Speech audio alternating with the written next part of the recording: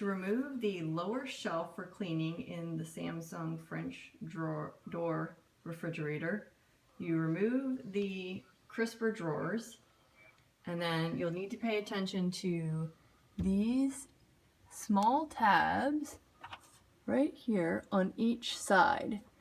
And we'll show you how to remove that right now. Take a screwdriver or other handy tool on each side. Pop.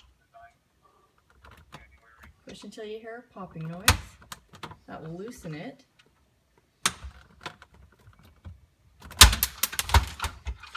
Then you lift.